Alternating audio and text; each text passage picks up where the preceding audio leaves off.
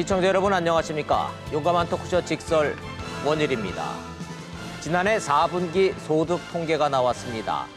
하위 20% 저소득층의 소득은 18% 가까이 줄었고 상위 20%의 고소득층은 10% 넘게 늘었습니다. 취약계층의 소득을 늘려준다는 소득주도 성장 정책이 역주행했다. 소득 주도가 아니라 소득 절망이다. 이 정도면 분배 쇼크다라는 평가가 나오고 있습니다. 정부는 빈부격차가 더 벌어진 원인을 고령화, 고용악화, 기저효과 이렇게 세 개로 꼽았습니다. 국민이 얼마나 수긍할지는 잘 모르겠습니다. 벌써 집권 3년 차인데 소득주도 성장 맞다 틀렸다 분석과 평가는 여전히 엇갈립니다. 분명한 건 이제 해법을 내놓지 않으면 서민 경제 소생불능 상태가 될 거라는 걱정입니다. 오늘 직설에서 전문가들 모시고 의견 구해보겠습니다.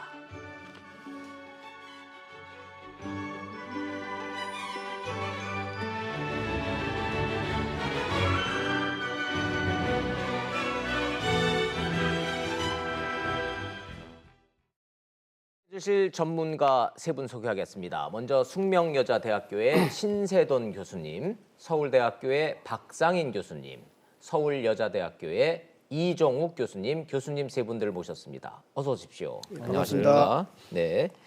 자, 내용들은 뭐 어제부터 보도들을 많이 봐서 보셨을 거고 2018년 4분기 가계 동향 조사 중에 소득 부문이라는 게 있습니다.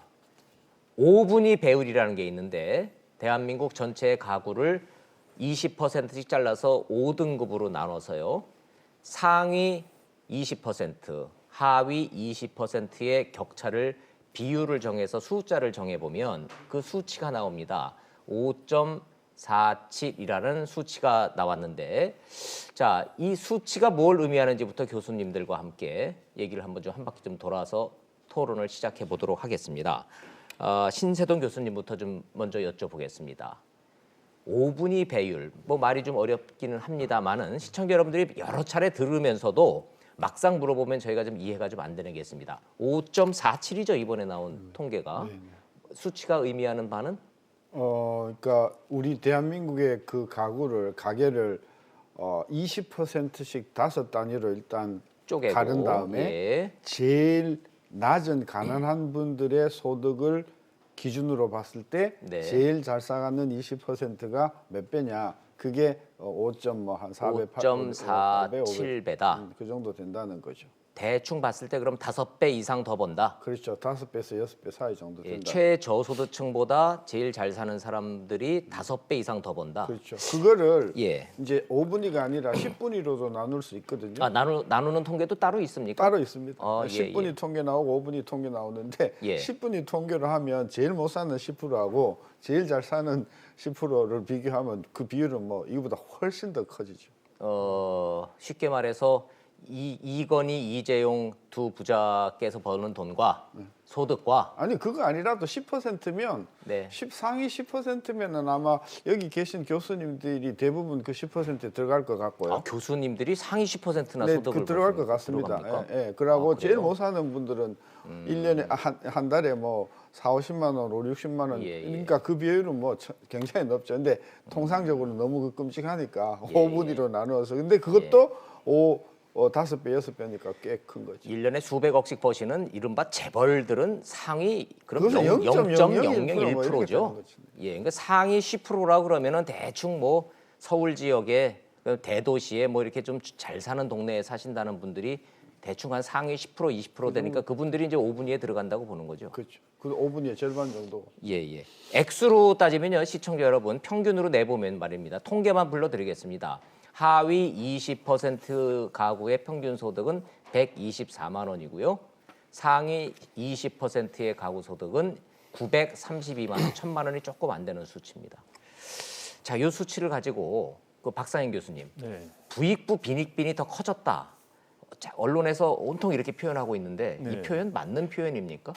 그래서 그 5분위 배율 추이를 보면은 사실 2008년 이후에 개선이 이루어지고 있었습니다. 그러다가 작년 4분기에 지금 급속하게 나빠지기 시작을 했습니다. 그래서 어떤 일이 벌어진 겁니까? 그 사이에? 그 사이에 뭐 정부에서 내놓은 설명 아까 전에 사회자께서 말씀하신 예, 세 가지 설명이 있고요. 뭐 저는 기본적으로 제조업 위기 문제, 제조업이 치약 산업 중심으로 무너지면서 주위의 상권까지 무너지고 그러면서 1분위 소득이 굉장히 나빠지는 그게 이제 본격적으로 나타나기 시작했다. 그리고 최저임금 인상의 효과가 작년 4분기 특히 12월부터 본격적으로 좀 나타나기 시작한 거 아니냐. 예. 이제 그게 이제 가장 근본적인 원인이라고 생각을 하고요. 예. 그래서 이게 추세라고 이야기하기는 좀 어렵다. 지금 2008년 이후로는 뭐 개선 국면에 있었는데 네. 오히려 지금 상당히 나빠지는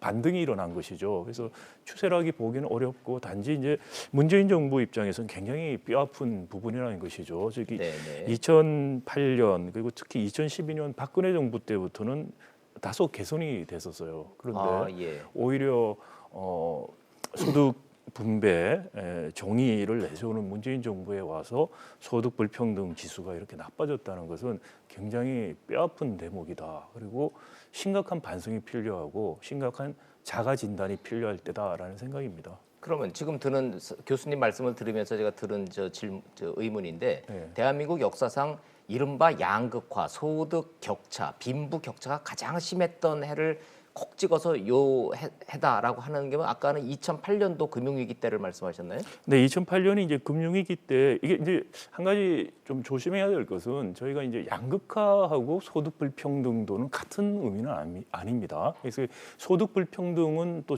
여러 가지 방식으로 측정을 할 수가 있어요. 예, 예. 지금 이제 5분위라든지 10분위 배율 같은 경우는 좀 더 양극화에 가까운, 그러니까 잘 사는 분들 그리고 어려운 분들 소득 격차를 하니까 예, 예. 양쪽 끝의 격차를 잽니다. 그래서 좀 양극화에 가까운 지표라고 볼 수 있고요. 근데 우리가 이제 지니계수라는 걸 또 쓰죠. 그렇죠. 근데 지니계수라는 예, 예. 것은 소득 불평등 전반적인 전 계층에서의 소득 불평등도를 측정하는 것입니다. 예. 그렇기 때문에 이 소득 불평등과 양극화는 일단 동일한 개념은 아니다. 좋습니다. 예. 개념의 혼선을 시청자 여러분들이 피할 수 있도록 네. 오늘의 용어는 그럼 통계청이 어제 발표한 그 용어 그대로 네. 소득 격차 네. 이렇게 하도록 하겠습니다. 네, 그래서 예. 5분위 배율 중심으로 예, 5분위 네. 배열 중심으로 대한민국의 가구를 소득별로 5등분을 해서 상위 20%, 하위 20%의 월평균 소득의 격차로만 가고 네. 다소 추상적 용어인 양극화니 빈부격차니 이런 표현은 가능하면 배제하고 네. 통계청 용어를 한정지어서 한번 네. 있는 사실 그대로를 대한민국에서 경제에서 어떤 일이 벌어지고 있는지를 있는 그대로 한번 교수님들하고 짚어보도록 하겠습니다. 정부의 소득주도 성장 자체를 비판하기 위한 자리, 비판을 위한 비판을 피하겠다는 뜻으로 시청자 여러분들이 이해해 주셨으면 감사하겠습니다. 이종욱 교수님, 예. 어떻게 보세요? 124만 원 대 932만 원. 근데 이 이제 격차 벌어진 거에 대해서를 언론의 평가가 이게 좀 극과 극으로 나오는데 어떻게 보십니까? 사실 124만 원, 1분위가 124만 원, 네. 그다음에 그 5분위가 932만 원이라고 하는 부분에 대해서는 분명히 이 양극화라고 하는 이 관점으로 보시는 것은 적절한데 네. 그렇게만 보시면은 아까 우리 사회자가 말하는 대로 진단에서 원인을 파악해서 대책을 세우는 것은 저는 미흡하다 생각합니다. 예. 이를테 보시면 이제 통계청에서 발표한 내용 가운데 구체적인 내용은 언론에 다루지가 않아요. 그러면 124만 원이라고 하는 그 소득이 나왔는데 1분위 사람들 가운데 어떤 소득이 줄어서 1분위와 5분위 사이에 소득 격차를 만들었느냐를 네. 보시면 지금 현재 이 정부에서 소득 주도 성장에서 제일 중요한 것이 사실은 임금이지 않겠습니까? 그렇죠. 임금인데 예. 통계를 한번 보시면요. 1분위 사람들의 그 소득이 17.7% 줄었지만 그 가운데 근로소득이 38.8% 줄었어요. 그렇죠. 예. 그 다음에 뭐냐면 이 사람들이 아르바이트 등등 해서 비경상적으로 버는 소득에서 약 98% 줄었습니다. 그러니까 이 사람들이 소득 주도 성장, 임금 주도 성장인데도 불구하고 근로소득이 이렇게 줄었다. 이 부분에 대해서 우리가 왜 줄었을까 생각해 볼 필요가 있는 것 같아요. 예, 예. 근데 그러면 이 1분위 사람들에게서 재밌는 것은 재산 소득은 늘었습니다. 그런데 오히려 5분위 사람들에게는 재산 소득이 마이너스 23.3%로 줄었어요. 예. 그런데 오히려 근로소득의 이 사람들이 14.2%가 늘었습니다. 그러면 이 소득의 1분위하고 5분위의 가장 큰 차를 만드는 것을 보면은 근로소득의 격차가 아니겠습니까? 네, 네. 그 부분에 대해서 우리가 왜 이 사람들이 소득이 줄었는가 하는 부분을 정부 당국에서도 아마 이번에 홍남기 부총리께서 상당히 아마 이제는 인정하지 않을 수 없는 예, 예. 수용한 것만 해도 상당히 큰 변화를 저는 자, 생각합니다. 결국은 이제 최저임금의 이제 역효과냐, 최저임금의 반란이냐, 시장의 역습이다, 뭐 이제 이런 표현을 말씀하시는 것 같은데, 그거 이제 오늘 주제의 핵심 내용이니까 잠시 뒤에 그건 아주 구체적으로 좀 들어가 보도록 하겠습니다. 최저임금이 올랐는데 하위 계층들의 임금 소득이 줄었습니다. 그것도 그냥 준 게 아니고 37%가 뭉태기로 줄어버렸습니다. 그 얘기는 최저임금을 올렸는데 임금 소득이 줄었다? 결국은 일자리를 잘렸다는 얘기인데. 그렇죠. 예, 예. 예, 그 예. 얘기를 교수님이 좀 하시는 것 같습니다. 예, 예, 예. 자, 구체적으로 이제 좀 들어가 보죠. 저 신 교수님, 여기서 나오는 124만 원 대 932만 원 있지 않습니까? 이거 인당이 아니라 가구당이죠. 가구당이죠. 그럼 그 가구는 가구 중에서도 2인 이상 가구죠. 그러면 1인 가구는 예, 그걸 똑같아요. 여쭤보는 겁니다. 맞아요. 1인 가구 빼고 빼고 2인 가구부터 이 통계에 잡히는 거죠. 그렇습니다. 혼자 벌어서 124만 원이 아니고요. 최소한 둘이 벌어서 124만 원이라는 얘기니까 저 소득 가지고는 살 수가 없죠. 이 상황에서는. 편의점 가서 라면만 사 먹어도 저 돈 갖고 먹고 살긴 힘들 텐데. 그래도 다들 안 돌아가시고 꾸역꾸역 그냥 어렵게 살아가시는 거죠. 어렵지만. 예, 좋습니다. 자, 정리를 좀 해드리면 작년 4분기 대비해서 재작년 4분기 대비해서 작년 4분기에 하위 20%의 저소득층의 소득이 정확하게 17.7%, 그냥 저희 대충 18%라고 말씀드리겠습니다. 18%의 소득이 줄었습니다. 이 부분부터 짚어보죠. 뭐 최저임금 얘기 안 할 수 없죠, 신 교수님. 그 원인에 대해서. 그렇죠. 저게 17%가 이게 조금 맨 왼쪽에 있는 네네네. 그러니까 제일 못 사시는 20%의 소득이 전체 17% 가까이 줄었다는 이야기고요. 예, 저 안에는 정부가 이렇게 지원하는 이전 소득이 들어가 있단 말이에요. 그렇죠. 그러니까 근로소득만 보면 한 37%, 그다음에 사업소득이 한 9% 해서 예. 저 17%보다도 훨씬 더 빈곤 계층은 더 많이 줄고 있고, 아까 제가 이 1분위의 소득이 123만 원인데 이게 2인 이상 가구가 이렇거든요. 하위 20%의 평균 가구 수가요 2.4명이에요. 예, 그러니까 2명하고 반 정도가 지금 저 돈 가지고 사신다고 하니까 정말 어려운 부분이고요. 사실은 혼자 사는 가구는 저가 소득보다 훨씬 더 낮을 거니까 예. 실질적으로 저는 그 하위 20% 계층의 생활 형편은 정말 어렵다. 자, 혼자 사시는 분은 저 통계에서 빠졌기 때문에 혼자 사시는 분들이 대부분 뭐 혼자서 웰빙으로 사시는 부유층이 아니라 뭐 독거노인이나 혼자 사는 젊은 고시텔이나 이런 거주자라고 봤을 때 실제로 1인 가구까지 집어넣으면 더 나빠지겠죠, 수치는. 그렇다고 봐야 예. 되겠죠. 중간에 말씀하신 정부의 이전 소득이 포함되어 있다는 말씀이 조금 어려울 듯해서 시청자 여러분한테 좀 부연 설명 부탁드리겠습니다. 이전 소득이라 하면 예를 들면 근로장려 세제에 의해서 지원 나가는 거, 예, 예. 그다음에 그 노령 인구들에게 지원하는 노령, 예. 뭐 연금, 그다음에 뭐 육아 수당, 뭐 이런 것들이 전부 합쳐져서 정부가 이게 이제 복지로 혜택이라고. 나눠주는 돈. 그렇습니다. 예, 복지로 나눠주는 돈을 포함해서 2인 가구 기준 월 124만 원 이렇게 한다는 겁니다. 그러니까 낮아지는 저 추세는 18%라고 수치는 나왔지만 고통지수는 더 높을 거다는 말씀이십니까? 그렇죠. 하위 그리고 20%의 그러니까 이 하위 20%가요. 예. 작년 4분기에 가구당 얼마 지원을 받았냐 하면 58만 5천 원을 지원을 받았어요. 네. 58만 5천 원. 이제 그게 더해져서 지금 마이너스 17%니까 그걸 빼고 보면 끔찍스럽게 소득이 가계소득, 근로소득도 줄고 사업소득이 많이 줄었다는 이야기죠. 자, 그러면 정부는 분배를 해서 저소득층 위주로 많이 나눠주고 분배를 적극적으로 재정을 풀어서 한다고 하는데 왜 저소득층의 소득이 왜 이렇게 자꾸 주느냐? 18% 플러스 알파로 더 줄었을 거다라는 말씀. 박상현 교수님, 자 원인에 대해서 정부의 설명부터 좀 네, 예. 정부가 세 가지 이야기를 했었죠. 이제 고령화. 고령화 문제, 예. 70세 이상 가구주 비중이 그러니까 전년도 동일 분기, 예. 그러니까 2017년 4분기가 되겠죠. 거기에 비해서 지금 통계 샘플에 상당히 늘긴 했습니다.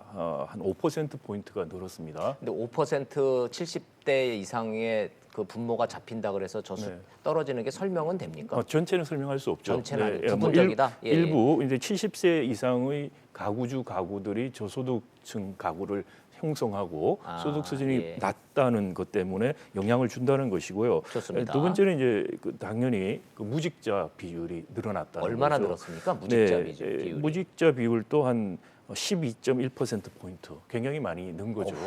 네, 한 분기에 12%가 무직자가 늘었어요. 네, 그러니까 한 분기에 늘었다는 게 작년에 그 4분기가 아니고요. 예, 예. 그 재작년에 그렇죠. 네, 예, 그 예. 동일 분기에 네, 동일 분기 비교한 대비니까, 겁니다. 예, 근데 예. 이제 여기 때문에 이제 기저효과 이야기를 하는 건데요. 그게 이제 사실은 세 번째 기저 효과라는 네. 게 비교가 대상이 되는 예. 그러니까 비교 대상이 되는 17년 4분기가 예외적으로 굉장히 좋았던 예. 분기였습니다. 저희가 아마 그 그래프 준비가 돼 있을 겁니다. 네. 그 그래프 좀 보여드리면서 시청자 여러분들한테 자세하게 좀 보여드리면서 좀 설명을 좀 드리겠습니다. 2017년 4분기에 유난히 하위 20%의 소득이 늘었습니다. 빨간색 중에 네. 오른쪽 부분에 톡 튀어나온 부분 있죠. 시청자 여러분들 잘 보시면요. 그게 2017년 4분기가 돼 있지 않습니까? 상위 20%보다 하위 20%의 소득이 확 늘었습니다. 그래서 야, 이래서 소득 주도 성장이 필요한 거다. 하위 계층의 소득을 늘려줘야 된다. 이런 얘기가 나왔었는데 박상희 교수님 네. 이어서 왜 재작년에는 저렇게 확 올랐던 게 올해는 저렇게 뚝 떨어졌습니까? 저때 오른 여러 가지 이유가 있죠. 첫 번째 이유는 이제 문재인 정부 첫 해였고요. 예. 정부가 사실 4분기에 많은 추경 사업들을 저때 집행을 한 영향이 있습니다. 그러면 일용직이라든지 이런 직업들이 많이 생기게 되고요. 예. 그러니까 일분이 사이 20% 소득에 해당하시는 분들이 일자리가 많이 늘어나는 측면들이 있었다라는 게 이제 큰 이유가 되는 것 같습니다. 그거 시청자 여러분들이 이해를 하실까 모르겠는데 그 탄핵 국면에서요. 네. 그 난리가 나고 나라가 그렇게 뒤집어졌는데 경제적으로는 그 정권 교체기가 괜찮았다는 얘기입니까? 여건이? 네, 뭐 괜찮았다는 의미가 아니고요. 그러니까 2017년 4분기하고 예. 2016년 4분기를 비교해서 지금 나온 예, 수치죠. 예, 좋습니다. 탄핵 국면 그 이후니, 촛불 직후니까, 시 예. 2016년 4분기에 집중됐다고 보시면 되겠고요. 네, 네. 사실 그 기저 효과 때문에 또 2017년 4분기가 또 훨씬 좋아 좋았다. 보였던 측면이 있고, 근데 예. 2017년 4분기가 굉장히 좋았기 때문에 작년 4분기가 상대적으로 나빠 보이는 그게 이제 기저 효과라는 건데요. 근데 상대적으로 네. 제가 그래서 제가 여쭤보는 겁니다. 상대적으로 나빠 보이는 착시 현상입니까? 실제로 나쁜 거를 지금 나빠 보인다고 정부가 포장하는 겁니까? 기저 효과를 제외하더라도 나빠진 거는 맞습니다. 아, 나빠진 거로 보는 그런데 게 지금 맞군요. 나타난 수치를 그대로 예. 모든 것이 이런 원인입니다라는 거 기저 효과를 제외하고 설명할 수는 없다라는 게 이제 말씀을 드리는 부분이고요. 예. 기저 효과를 우리가 고려하더라도 이건 나빠진 것이 틀림없다라는 틀림없다. 생각이고요. 예. 거기에 제일 큰 원인은 아까 이 교수님 말씀을 하셨는데 일분이 소득이 왜 나빠졌는가 들여다보면은 사업소득도 떨어졌다. 사업소득이 떨어졌다는 것은 자영업자들 소득이 줄어들었다. 아, 자영업자들 소득이 줄었다. 예, 그 주로 예. 이제 사업소득이라는 게 자영업 소득을 예. 잡고 있습니다. 그리고 임금 소득이 대폭 줄었죠. 즉 실직을 굉장히 많이 했다는 겁니다. 즉 우리 이 특정 지역들 중심으로 구조조정 일어나면서 지금 실직들 그리고 그 근처에 자영업들이 같이 몰락하는 그런 부분들이 많이 잡혔다는 것이고요. 최저임금 때문에 이 실직자가 늘었다는 말씀하시는 게 아니고 아닙니다. 저는 뭐- 군산, 거제 네. 뭐 이렇게 조선소망하고 막 그 GM 자동차 막 네. 대량 해고 나고 그래서 대량 실직자가 많이 나왔기 때문에 아예 소득 자체가 제로로 잡히는 통계가 늘었다. 그런 분들 플러스 그 지역의 자영업이 같이 그러면 몰락하는 이제 거죠. 예, 나비 효과로 이제 자영업자들도 이제 문 같이 닫고, 몰락하는. 예, 같이 그게 몰락하는. 저는 큰 효과 작년에 고용 전반적인 소득 재분배 전반을 설명하는 가장 큰 원인이고 이유라고 생각을 합니다. 그런데 거기에 더해서 이제 4분기부터 나타나는 게 원래 최저임금이 10% 이상 또 올랐죠. 그래서 예, 한 2년 달아서 한 30% 오르니까 자영업 중에서 특히 고용원이 있는 자영업, 비교적 큰 규모의 예, 자영업자들도 굉장히 어려워지기 지금 시작한다. 이게 최저임금의 부정적인 효과, 자영업에 대한 예. 부정적인 효과가 본격적으로 나타나기 시작한다라는 부분도 더해졌다고 보입니다. 그래서 한마디로 엎친 데 덮치는 효과가 지금 나타나고 있다는 말씀이시네요. 네, 그렇습니다. 그리고 한 가지 제가 조금 부연을 설명드리고 싶은 것은 소득주도 성장이 최저임금 인상이라는 거와 등가시 되어서 예. 지금 많은 오해들이 좀 있는 부분도 있다. 정부도 사실은 거기에 책임이 있다고 생각이 됩니다. 마치 최저임금 인상이 소득주도 성장이라고 이야기를 했었죠, 처음에. 그런데 지금 우리 이런 통계를 보면은 재분배 정책, 아까 전에 이전 소득 이야기를 하셨는데 이전 소득에 대한 지출이 충분치 않다는 걸 지금 보여주는 것이죠. 그러니까 이전 소득 지출을 좀 더 충분히 해야 되는 그런 재분배 정책이 훨씬 더 효과적일 수 있다. 그럼 박 교수님 네. 말씀은 정부가 재정을 더 늘려서 더 나눠줘야 된다는 말씀이신가요? 이전 소득 그러니까 기본적인 생활을 할 수 있는 분들에 네. 대한 이전 소득들이 지금 우리가 충분치 않다. 왜냐하면 복지 사각지대가 우리가 굉장히 많습니다. 네, 우리 사각지대에 안 들어가는 제도 안에서 보면은 잘 돼 있는 것 같아요. 그런데 예. 실제 사각지대가 굉장히 많기 때문에 실업급여 문제도 마찬가지고요. 실업보험에 가입 안 된 분들이 대부분이에요. 예, 예. 이런 사각지대에 있는 분들에 대한 이전 소득의 지출이 필요하다. 그걸 지금 보여주는 것이고 또 한편으로 보면은 작년에도 우리 재정 계속해서 흑자를 내고 있어요. 세수 전망을 잘못해서 그러니까 경기가 지금 침체기에 들어가는데 사실상 흑자 재정 정책을 쓰고 있다. 이거 굉장히 지금 잘못하고 있는 것이다죠. 그 부분들을 적극적인 일분위 저소득층에 대한 소득을 보존하는 예. 당장 그런 정책들이 필요하다. 그런데 이건 단기적인 정책이고요. 제가 작년에 일관되게 말씀드린 것처럼 일자리가 만들어질 수 있는 경제 구조를 만들어줘야 된다. 예, 그런 예. 중장기적인 구조적인 개혁들을 해야 되는데 예, 계속 미루고 있다는 거죠. 그리고 단기적인 대책만 하다가 보니까 효과라는 게 미미할 수밖에 없다라는 것이죠. 알겠습니다. 진단에서부터 해법까지를 이제 한꺼번에 얘기하면 시청자 여러분들이 좀 혼선을 빚을 수 있으니까 일단은 진단에서 좀 해보겠습니다. 정부 진단에 대한 박 교수님의 평가 들으셨고 뭐 신태근 교수님 저 하실 말씀 그렇긴 한데 순서를 그럼 신 교수님 갔다가 이종욱 교수님한테 여쭤보도록 그렇죠. 하겠습니다. 네. 아까 우리가 1분위하고 5분위의 소득 배율이 5배 넘는다고 했지 않습니까? 자, 정부가 지금 이 이야기하는 소득주도 성장의 핵심이 이전 소득이거든요. 각 가난한 사람한테 돈을 넣어서 기본 생활을 할 수 있도록 해주자는 거죠. 그렇죠. 제가 보여드릴게요. 1분위한테 들어간 이전 소득이 58만 원이에요. 네. 가구당입니까? 인당입니까? 네, 가구당입니다. 가구당. 예. 제가 이야기하는 전부 가구당입니다. 예. 제일 잘 사는 5분위한테 투입된 가구당 이전 소득이 47만 원입니다. 이게 문제 있지 않습니까? 잘 사는 사람들한테 왜 이전 소득이 가죠? 그러니까 이게 지금 이전 소득을 자꾸 늘리자고 하는데 소득이 그렇게 엄청나게 5배 차이가 나는데 1분위한테 지원되는 게 58만 원. 네. 제일 잘 사는 그 5분위한테 지원된 47만 원. 거의 차이가 없지 않습니까? 그러니까 보편적 복지의 역효과란 말씀이신가요? 아니죠. 이전 소득을 지원하고 문재인 정부가 주장하는 이게 균형 바른 모두가 잘 사는 그런 어떤 원칙에 근본적으로 위배되는 이전 소득 체계란 체계가 말이에요. 있다. 예. 이런 체계를 가지고 계속해서 이전을 투입을 더 늘리면 계속해서 소득 양극화를 고쳐가는 게 아니라 네. 쓸데없이 안 줘도 되는 사람한테 돈이 많이 들어간다. 저는 그런 차원에서 이런 이전 소득은 예, 쉽게 말해서 타워 팰리스 사시는 부유층의 걔도? 에게도 이걸 주는 거를 골라내는 행정 비용이 너무 많이 들어서 그냥 차라리 다 나눠주는 게 더 효율적이다 이런 논리 아니었을까요? 여러 번 그 얘기 듣긴 했습니다만은. 아니 제가 본 때 그거는 아닌 것 같아요. 왜 그런지 하면 예. 대학에 요즘 이제 국가 장학금을 줄 때 네. 대학에 계시는 분들은 손 하나 까딱 못 합니다. 정부가 국가 데이터베이스를 가지고 예. 누가 10분이 10등급 받아야 자금 안 될 됐는가를 대상인지를 쫙 내려오기 때문에 데이터를 가지고 따로 있다 내오기 이거죠? 때문에 대학은 아무런 그 손댈 게 없어요. 그 정도로 국가가 가지고 있는 정보, 웬만해서 내놓지 않는 국세청 정보 같은 거, 예. 이 국세청 진짜 어렵거든요. 예. 그 다음에 토지 정보 이런 거 등등은 장학금 선정할 때 다 들어가 있습니다. 그거를 정부가 아니라고 생각한다면 그거는 그럼 국가 장학금 주는 것도 그럼 체계가 잘못됐네? 예. 근데 국가 장학금은 정확하거든요.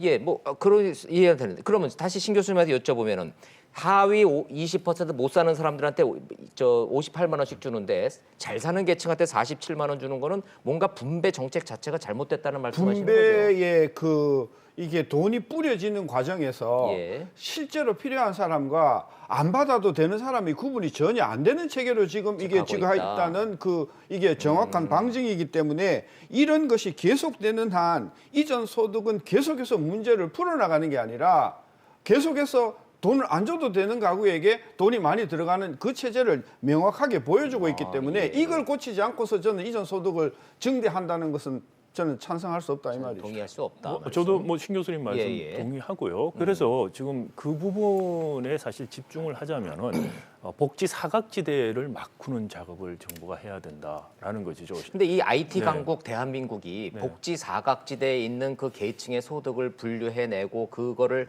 하는 그 행정망이 그렇게 취약합니까 저희가?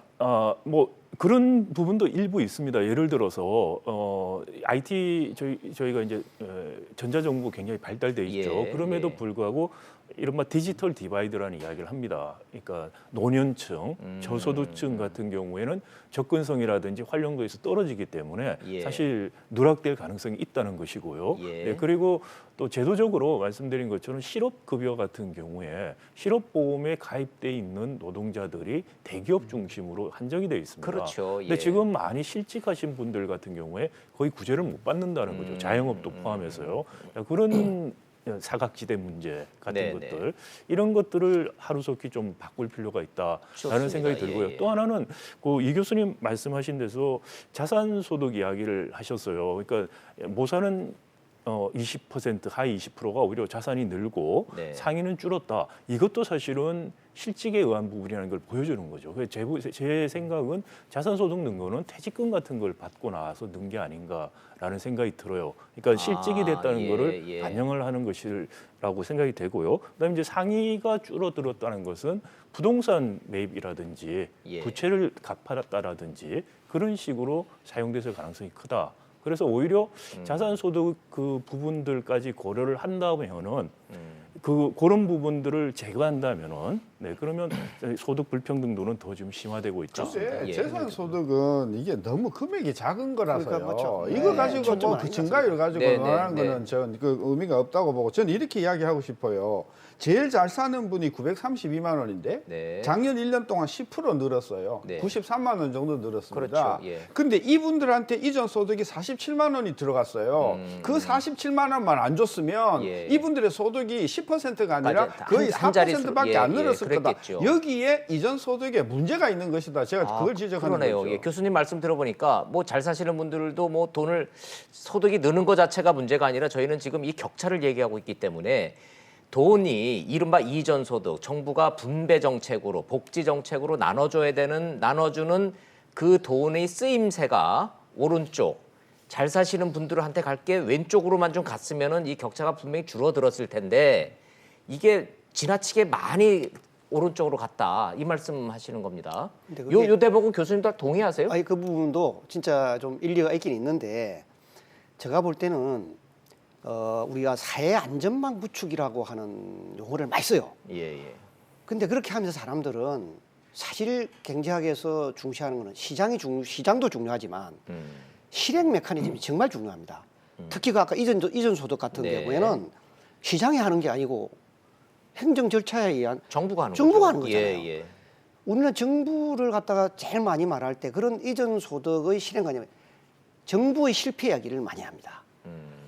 이 사실 사회 안전망의 이전 지출을 잘하기 위한 이 평가, 즉 누가 이전 소득을 받아야 되는가를 평가하는 사람들의 능력이 어떻게 돼 있을까? 네, 네. 이런 거를 우리 어느 누구도 평가하지 않아요. 예. 저는 제가 유학 시절에 한번 이걸 제가 우리 애를 낳았기 때문에 네. 미국 시민권의 받으려 그러면 제가 미국의 사회 안전망에 속하는 사람이라고 하는 거를 그 소셜 사회 사학과가 평가를 해야 됩니다. 네, 네.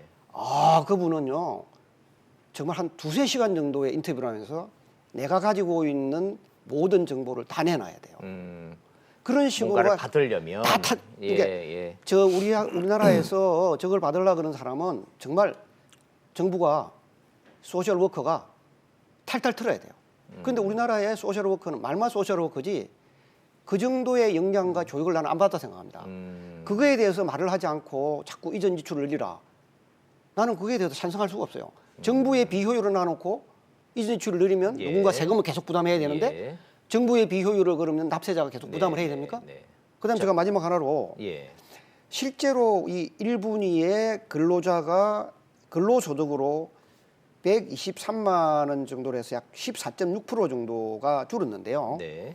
이분들의 지금 이제 보시면은 이전 소득이 58만 원인데 아까 신태동 교수 말씀대로 그냥 우리가 5분이 있는 사람들 그 48만 안 줬어. 네. 그렇게 주면은 지금 현재 있는 이 정도보다도 더 플러스 올라갈 거예요. 125만 원 가까이 나오니까. 100만 원 가까이 나오니까. 예, 예. 그러니까 이런 식의 문제에 대해서 정부 당국이 그냥 악화됐다 그러지 말고 정부가 할 수 통제할 수 있는 범위 내에서 할 수 있는 가운데 우리가 안 한 게 뭔가 예, 예. 이런 이야기를 하는 것이 우리 홍남기 저 부총리께서 그러네요. 정말 이게 그러네요. 진짜 용감한 거거든요. 예. 이게 악화됐다 인정하는 거 그런 거에 대해서 제가 우리 학자로서 저 무엇을 한다면 예. 한번 부총리께서 그거 한번 잘 한번 생각해 보십시오라고 자, 이야기하셨어요. 정리 좀 하고 페이지 좀 넘기겠습니다.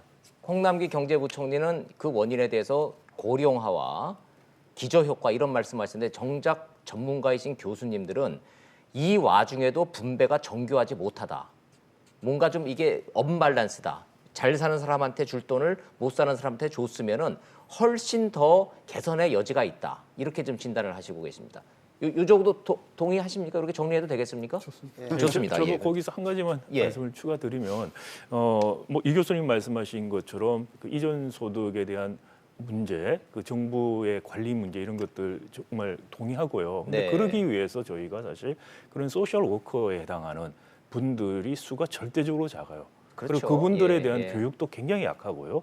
이런 부분은 공공 일자리가 되기도 합니다. 그리고 이것이 이전 소득이라든지 정부 지출의 효율성을 높이는 겁니다. 그래서 네. 어떻게 하면 두 마리 토끼를 잡는 방법이다. 예. 그래서 이런 부분의 일자리 늘리는 거에 대해서는 좀 우리 모두가 컨센서스를 가져줬으면 좋겠다는 좋습니다. 생각입니다. 좋습니다. 그러면은 교수님들 그 기회 하셨으니까 시간 없어도 제가 그럼 요거 좀 잠깐 산으로 가겠습니다. 아동 수당 주는 거 기억나시죠? 정치권에서 한참 시끄럽다가 50%만 주자, 60%만 주자, 90%만 주자 하다가 나중에는 애따 모르겠다 다 줘버리자 그랬어요. 그래서 잘 사는 사람들한테까지 10만 원씩 다 줄라 그랬더니 1,200억이 필요한데 이거를 골라내는 행정 비용이 공무원들 고용하고 뭐 야근 수당 주고 이러다 보니까 1,600억이더라. 아유, 행정 비용이 더 드니까 다 주고 말자 이래 버렸어요. 같은 맥락입니까? 이거는 어떻게 보세요? 글쎄 그것도 이제 전달 체계 아까 말씀하셨는데요. 그러니까 소셜 워커가 예를 들어서 소셜 워커가 그런 것까지 같이 한다면은 예, 훨씬 예. 작은 비용을 할 수 있겠죠. 근데 아, 그게 아니고 얼마든지 효율적으로 또 할수 다른 있게. 행정 체계를 동원해서 간다면은 비용이 추가적으로 굉장히 많이 드는 아동 부분이 수당만을 위한 행정 네. 체계를 만들면은 당연히 비용이 들어가는데 네네. 전체적으로 이거를 통합을 해서 한 사람이 한 조직이 쫙 한다면은 얼마든지 줄일 수 있다. 그러니까 데이터를 우리가 지금 이제 항상 읽고 지나가는 가운데 하나가 자본주의의 시장은 효율적이다라고 하는 거는 모두 공감을 해요. 예, 예. 그런데 정부의 정책 실행 메커니즘 효율적이냐 문제는 그냥 넘어가 버리는 거예요. 그렇죠. 예, 실행이 그러다 보니까 실행 체계가 아까 저기도 자주 그렇죠. 나오지만 사회 안전망 참 좋죠.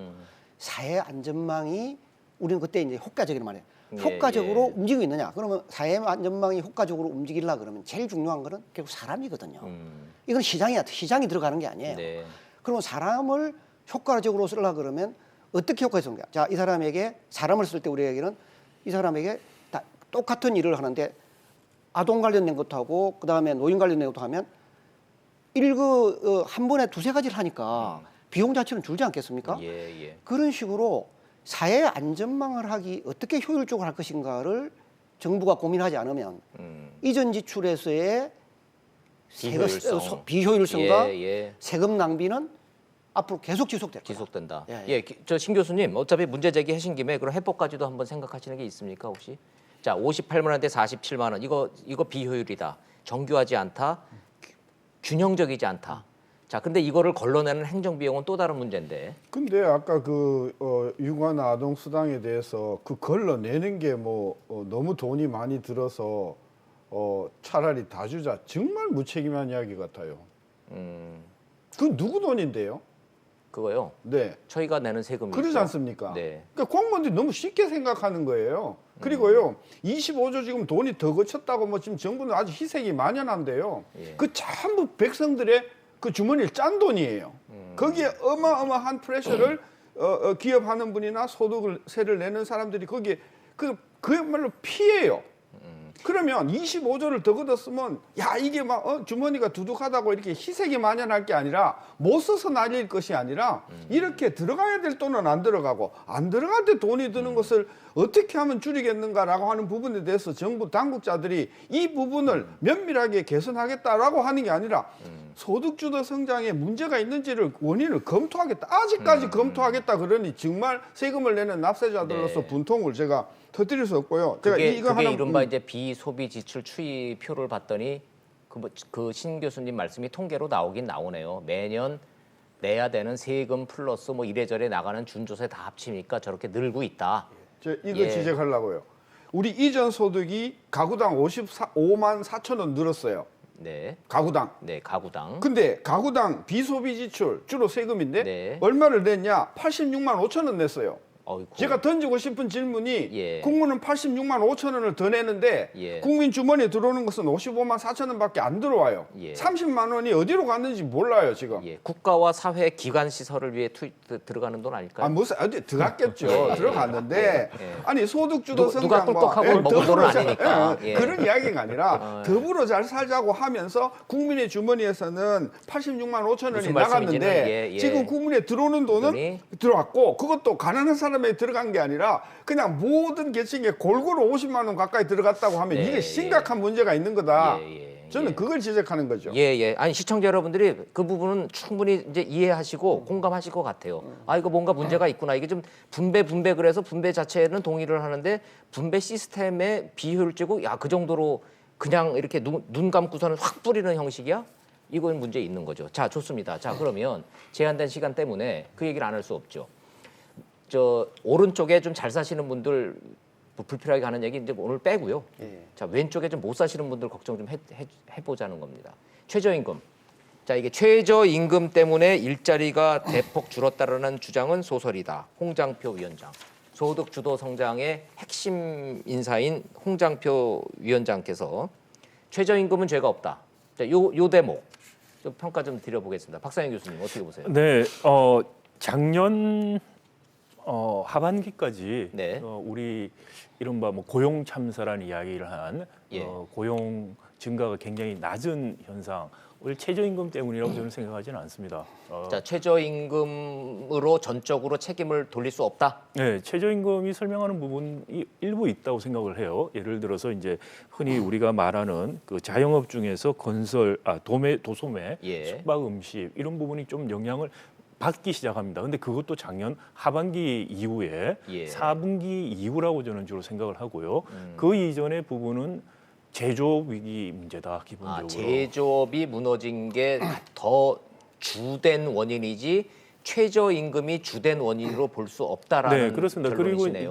그리고 고용 그건 여러 가지 이제 서포트할 수 있는 자료들이 있는데요. 첫 네. 번째 이야기할 수 있는 게 고용원이 없는 자영업이 줄어들었어요. 그 전까지. 네. 작년 12월부터는 고용원이 고용원 있는 자영업부터 줄기 시작합니다. 그렇죠. 예. 네, 그래서 이제 최저임금 효과가 본격적으로 반영이 된다고 저는 보이는 부분이고요. 근데 그 이전에는 주로 보면은 고용원이 없는 자영업자, 취약한 자영업자 위주로 줄었다. 그리고 네.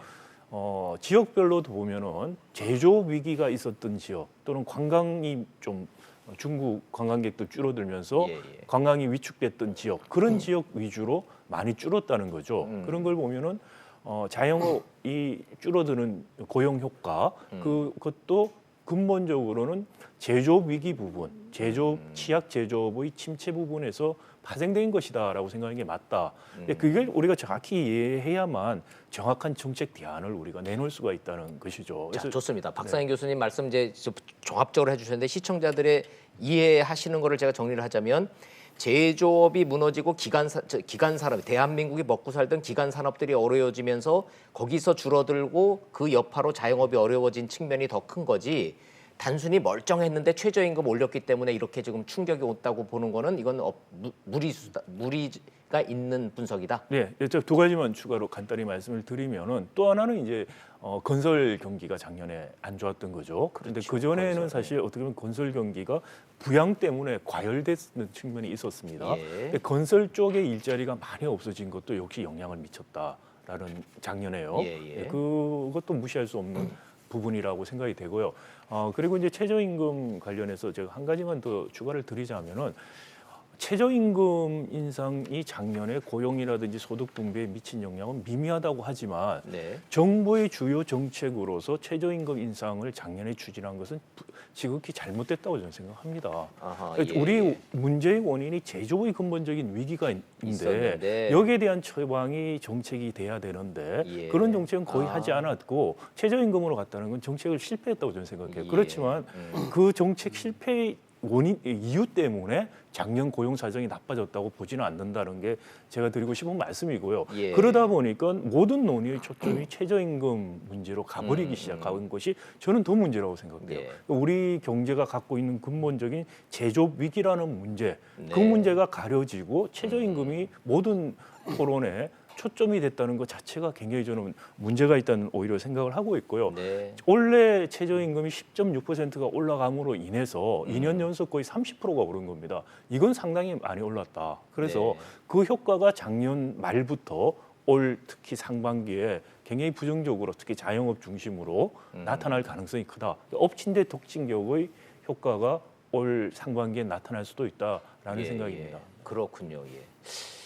근데 저를 포함해서 시청자 여러분들이 똑똑히 기억나는 게 장하성 전 실장께서 분명히 연말 되면 최저임금 인상 효과 나타난다, 소득주도 성장 효과 나타난다, 내년 초 되면 나타난다 그랬거든요.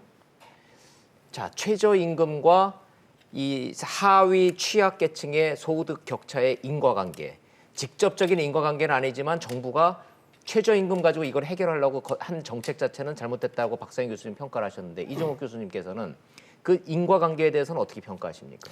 사실 이제 인과관계에 대해서는 우리가 경제학자적인 측면에서 보면은 인과관계는 시계열적으로 보기에는 시간이 너무 짧고 예. 그다음에 이제 이 학자들이 시계를 못하기 때문에 단기적으로 이제 행단면 자료를 통해서 예. 분석하는데 이 부분 자체는 아직까지도 뚜렷하게 하기 어려워요. 예. 왜 그러냐면 최저임금으로 인해 가지고서 이 가계가 어떻게 영향을 받느냐 하는 거는 좀 시간이 걸릴지 모르지만 저는 그 부분에 대해서 어떤 걸 좀 정부가 명확해야 되느냐. 네. 아까 우리 박 교수님 말대로 최저임금이 영향을 받는 부분과 그 다음에 덜 영향을 받는 부분 자체를 좀 구분을 해줘야 된다. 예. 그래서 그래야만이 정부가 정책 효과를 평가받을 때 좀 더 객관적으로 받을 수 있다.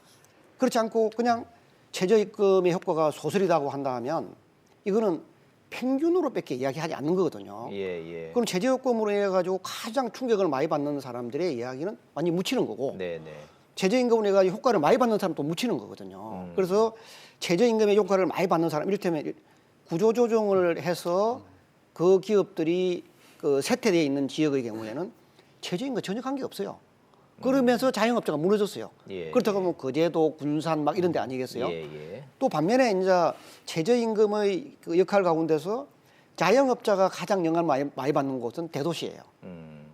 왜 그러냐면 시골에 가보면 혼자 하니까 대부분의 경우에. 그렇죠. 예. 그다음에 이제 또 이 최저임금 영향을 많이 받는 것을 보면은 제조업이거든요. 네. 그럼 제조업 가운데서 어디가 많이 받는가? 이런 거를 정부가 이제는 샘플이 워낙 잘 돼가 있기 때문에 통계청 하면 좀 가능한데 그걸 안 하다 보니까는 정부에서 최저임금 가지고 이게 소설이다 그러면 아무래도 정부는 정보를 우리보다 훨씬 많이 가지고 있거든요. 그러니까 참 말하기가 좀 곤란하기도 한 것도 있어요. 실제로. 그래서 정부가 이 부분을 좀 빨리 좀 발표하는 거 좋죠. 제가 하나 네. 그러니까 저는 대한민국의 제조업의 경쟁력을 잃어가고 있다는 대명제는 이건 이 정부뿐만이 아니라 그 전 정부에서 거슬러 오는 거라서는 박상인 교수의 그 말에 동의를 하면서 지금 우리가 겪고 있고 우리가 지금 이야기하고 있는 것들은 거의 85% 최저임금이다. 첫째, 최저임금의 때문이다. 원인이 85%로 이상이다. 그거를 부정하면은 저는 좀 용감하지 않다고 생각하고요. 예. 왜 그러냐면요. 우리 경제학 원론에서 최저임금을 올리면 나타나는 반응들이요. 첫째, 예. 그 근로자를 줄입니다. 자, 지금 일단 종업원을 자른다. 자르죠. 그 지금 통계로 나타나고 줄인다, 있죠. 줄인다. 그다음에 예. 두 번째 근로시간을 줄입니다. 아, 시간을 줄인다. 지금 근로시간도 줄어들고 있죠. 예. 그리고 많은 자영업자들이 지금 문을 닫습니다. 네. 문을 닫고 있고 한 몇 달 전만 해도 정부는 야 고용원이 있는 자영업자는 늘지 않냐고 큰 소리 쳤다가 예. 이게 줄어드니까 이제 입을 싹 닫고 있어요. 최저임금을 올리면요 가장 타격을 많이 받는 업종이 자영업이고요. 600만. 예. 그다음에 중소기업들 중에서도 영세 중소기업 예. 이쪽에서 타격을 많이 받고요. 대기업은 우리가 이야기하는 경쟁력을 잃어가는 자동차, 조선 이런 삼성전자 같은 대기업은 최저임금을 올려도 영향을 받지 않아요. 근데 영향을 받지 않는 그 기업조차도 경쟁력을 잃어간다. 그 말은 맞다. 예. 그러나 지금 일어나고 있는 이 모든 것들은 최저임금하고 거의 90% 이상의 연관관계가 있음에도 불구하고 자꾸 없다 그러나. 자꾸 없다고 그러는 것은 첫째 무식하거나 아니면 예. 비겁하거나 둘 중에 하나라고 보는 자, 거죠. 그거는 이제 박상현 교수님한테 그 기회를 좀 드려야 될 것 네. 같습니다. 네. 자, 85% 이상이다. 분명히 있는데 왜 없다 그러냐? 네, 뭐 저는 거꾸로라고 생각을 하고요. 예. 85%가 제조업 침체 문제다. 이게 제가 이런 이야기를 하면은 제조업 위기 문제가 오늘 내일 문제가 아니었고 몇 년 예. 전부터 거론됐는데 왜 그러면 갑자기 작년에 그러냐 이런 이야기를 하시는 분들이 계세요. 그래서 예. 제가 어떤 비유를 하냐면 지금 여기 물을 우리가 컵에 따른다고 생각해 보시면은 보이지가 않죠. 물이 차오르는 게. 아. 물이 어떤 스레솔드를 임계점을 지나면 넘치기 시작합니다. 꼴딱 넘기는 시점이 작년이었다. 작년이었다고 저는 아, 생각이 예, 됩니다. 그렇기 때문에 효과가 그때 나타나고 보였다는 것이고요. 예, 그리고 뭐 이번에 이제 경제학회에서 여러 논문들이 나왔어요. 제가 논문들을 아직 자세히 읽어보지는 못했는데 대강의 그 요약들을 보니까 최저임금 인상에 대해서 상반된 논문들이 나왔습니다. 최저임금 인상이 일자리에 영향을 줬다라고 주장한 논문을 보더라도 네. 한 75%는 다른 원인인 것 같다라는 이야기를 했어요. 예, 그러니까 예. 25% 정도 이야기를 했는데 그리고 이제 사실 그 논문하고 또 최저임금이 일자리에 미친 영향이 미미하다 전체적으로 예. 그럼에도 불구하고 도수매 식밥 음식 예, 이쪽에는 영향을 준 것 같다는 또 다른 논문이 한 편이 나온 걸로 알고 있어요. 근데 제가 보기에 이 두 가지가 결코 모순된 결과는 아니다라고 생각이 됩니다. 아까 이 교수님 말씀하신 것처럼 네. 그 다미넌트한 정말 중요한 요인들이 제조업 침체 문제, 도산 문제 이런 부분들이 크게 작동하는 부분들 그리고 도소매업 같은 경우에 예. 최저임금 현상의 효과가 특히 하반기부터 나타나는 부분들 예. 이런 것들을 평균적으로 봤을 때 75대 25라고 이야기했을 수 있고요. 예. 그것도 이것들을 분리해서 분석하다 한 논문에서는 구체적으로 그렇게 또 최저임금 인상 효과가 전반적인 데 있는 것이 아니고 도소매 숙박 음식업 쪽에 집중적으로 일어났다 이런 결론이 나온 것 같다. 그래서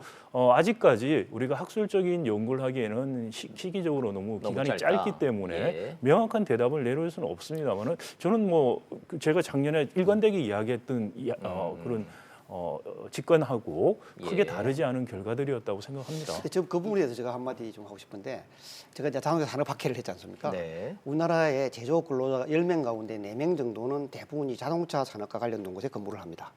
그 정도는 맞습니다. 예. 맞는데 우리나라 분들이 우리나라 제조업의 경쟁력 자체를 뭔가 우리 이제 경제적으로 생각하면 우리의 뭐 조역 조건이 좋다든지 우리 조역 조건 나빠졌거든 실제로요. 네. 근데 실제로 그 자동차 협력업체 사장님들이 오셔서 조수들님들 상대를 해가지고 강의를 해요. 우리 경쟁력 뭐라고 합니까? 라고 이야기하면 뭐라고 할 것 같습니까? 우리가 생각하는 거 전혀 다른 거예요. 일감이 들어왔을 때 이를테면 뭐 GM이라든지 도요타에서 네. 갑자기 어떤 오다가 모델 개발을 떨어져요. 했는데 예. 갑자기 수요가 막 10% 자기들 예처럼 늘어나는 거예요. 예. 그러면 전 세계적으로 10% 늘어나는 부분에 대한 부품을 주어진 시간 내에 공급할 수 있는 건 한국밖에 없는 거예요. 네. 그럼 한국 근로자들은 오케이, 우리 이거 한 달 동안 좀 하자. 이럴 때 돈을 좀 벌어야 되지 않느냐. 예. 그렇게 해가지고 어떤 년은 52시간이 아니라 68시간 하는 겁니다. 그런데 그런 걸 갖다가 지난 7월 1일부터 이제 대기업에서 막아버렸잖아요. 네. 대기업에 막아버리니까 밑에 있는 데서는 못하는 거예요. 이제. 하고 싶어도 못 하고 한다. 싶으면 못하는 거죠. 일감이 와도 못 한다. 못해 그러니까 이제 하는 말이 요즘 이런 말 하잖아요. 아니 우리가 돈을 더 벌겠다는데 왜 예. 정부가 나서도 못하게 하냐. 그러니까 우리 제조업의 경쟁력을 우리 학자들이 생각하는 거하고 제조업의 경영자가 다르네요. 생각하고 예, 예. 다르다는 거죠. 현장과 이 학술적 판단은 또 다른 영역이군요. 영역이죠. 그런데 예, 그거 자체가 뭐에 안 되느냐? 수량화가 안 되는 거죠.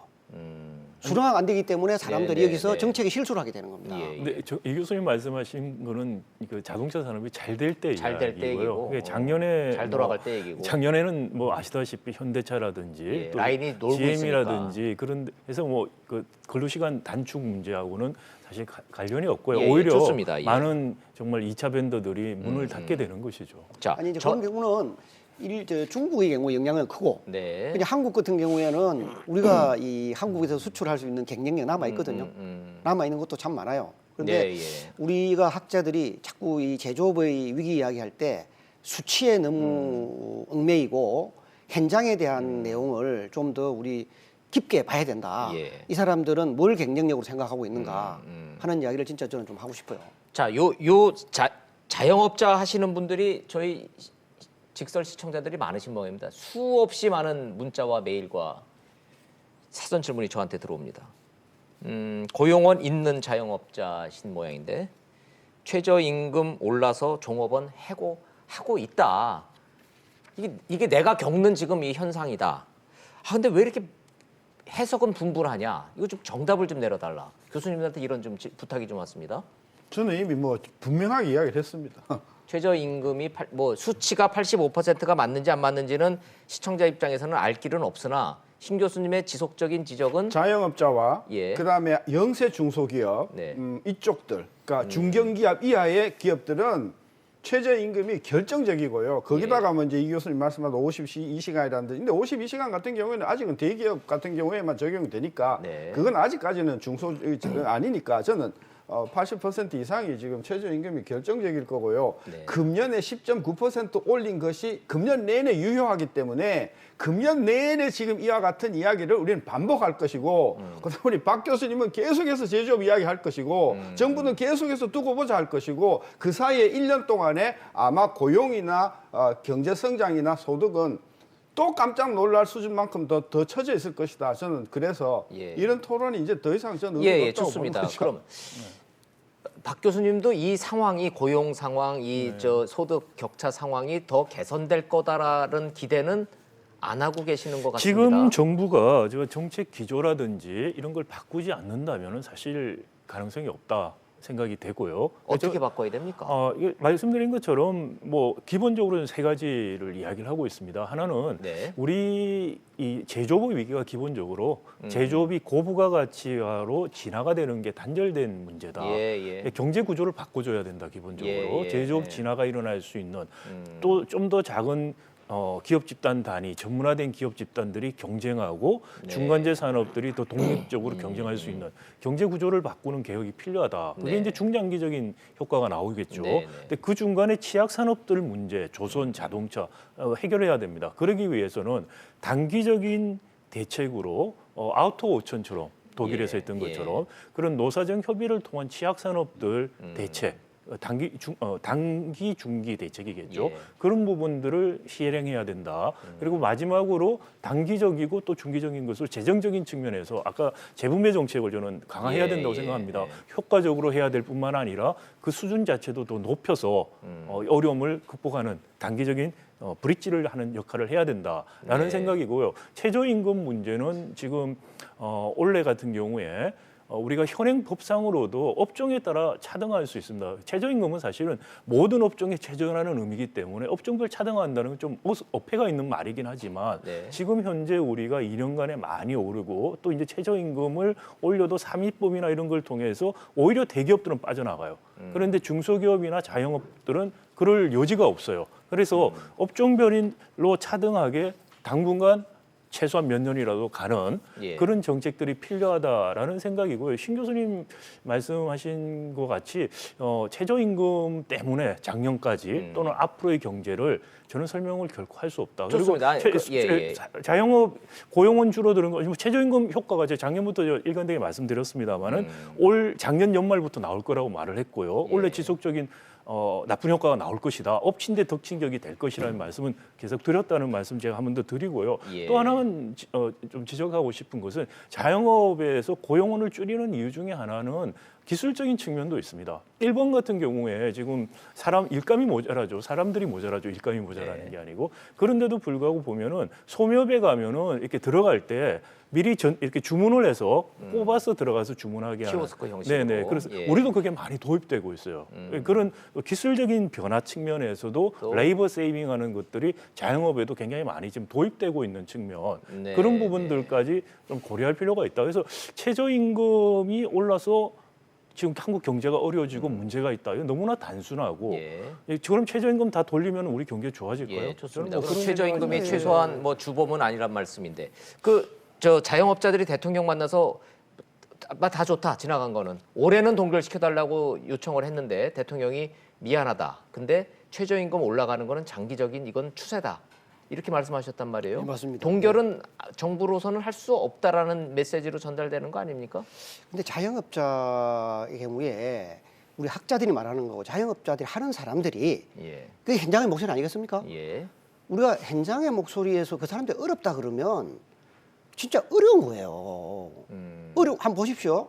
요 근래 지나가다 보면 자영업자들 가운데 문 닫는 데가 참 많습니다. 그렇죠. 100만이 그러면 넘었으니까요. 눈에 보이는데 그걸 아니라 그러면 그럼 뭐로 설명할 것 같아요? 그러니까 제가 말하는 거는 최저임금이 진짜 영향을 주는 곳은 정부가 이 자영업자 가운데 고려를 해야 되고 예. 제가 아까 말했지만은 최저임금이 성공된 정책이 되려 그러면 성공하는 부분과 그렇지 못한 부분 자체를 명확하게 보여줘야 되는 거예요. 지금 업종별 금요별 차등화를 잘 해야 되는 거죠. 해야 근데 지금 된다. 비빔밥 같이 예. 갖다 놔놓고 한쪽이 아니라 그러면 자영업자들은 지금 지나가다 보면 자영업자들 폐쇄하는 곳이 많잖아요. 예. 근데 그걸 갖다 아니라 그러면 그거 뭐 학자가 아니지 눈에 보이는 건데 그걸 어떻게 아니라고 하겠어요? 예. 분명히 신 교수님 생각하시는 해법은 뭡니까? 일단 최저임금을 업종별로, 연령별로, 지역별로 한시적으로 예. 그러니까 이 위기를 더 침몰하는 걸 막기 위해서 한시적으로 적용을 하자.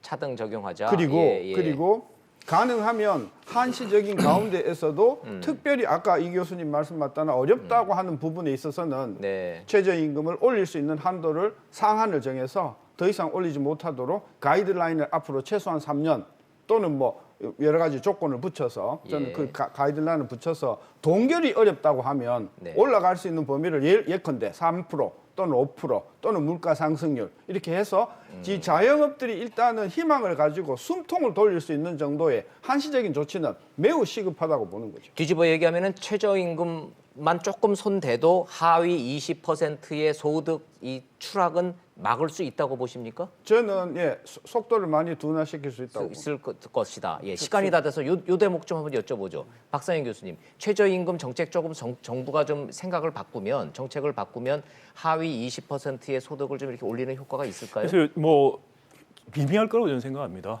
그것만으로는 해결 안 될 제일 거다. 근본적인 게 지금 제조업 위기에서 되는 부분이고요. 결국은 그리고 일자리가 생겨야 된다는 맞습니다. 사회 말씀이시네요. 안전망이 사각지대가 많아서 생기는 문제이기 예, 때문에 예. 그게 제일 큰 문제라고 생각하고요. 최저임금 저는 뭐 이렇게 차등으로 한시적으로 하자는 의견 어느 정도 동의합니다. 동의하시는군요. 그 동의하고요. 그리고 또 하나는 생각해 볼 수 있는 것은 정부가 정말 정책 효과를 높이려면 일자리 안정 자금이라는 식으로 지원할 게 아니고 예. 근로장려세 형태로 지원하면 어떨까라는 생각입니다. 예를 들어서 예. 차등해서 올리는데 특정한 자영업 같은 경우는 동결했다. 그런데 평균 정도로 다른 데 올린 그 예. 수준은 근로장려 세제 형태로 근로자에게 직접 정부가 지원하는 예. 그런 정책들 같은 것도 한번 고려해 볼 수 있지 않는가. 그러면 여전히 소득을 더 올려주는 실질적인 그리고 사업주 입장에서는 부담이 없어지는 그런 정책들도 효과적일 수 있지 않을까라는 생각입니다. 네. 근데 저는 우리 박 교수님이 자꾸 제조업을 하는데 제조업은 사실 우리나라 사업체 가운데서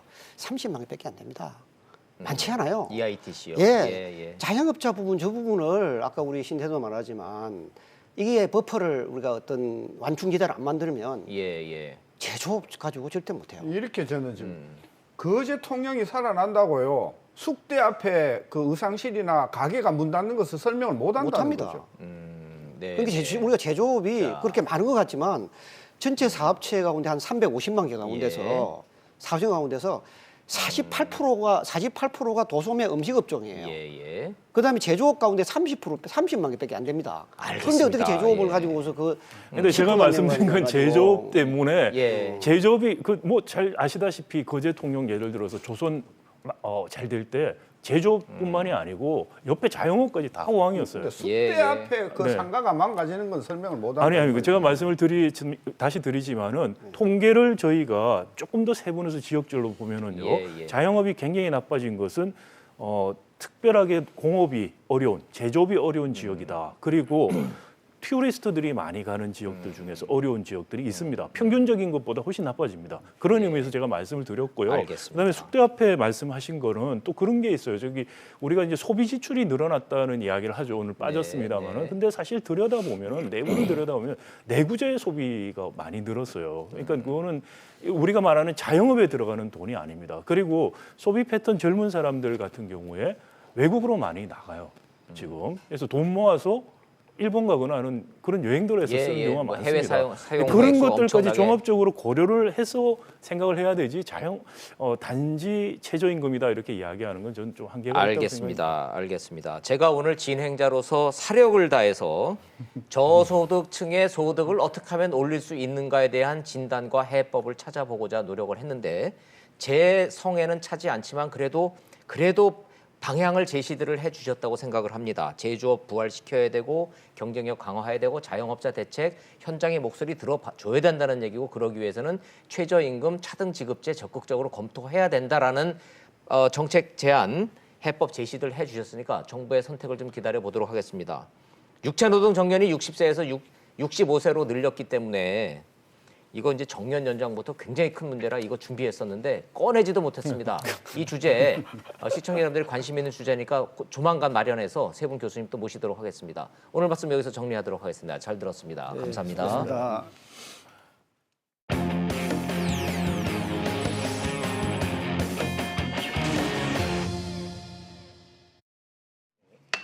막말 경영잔으로 치닫던 자유한국당 전당대회 분위기가 확연히 바뀌었다고 합니다. 무슨 일이 벌어지고 있을까요?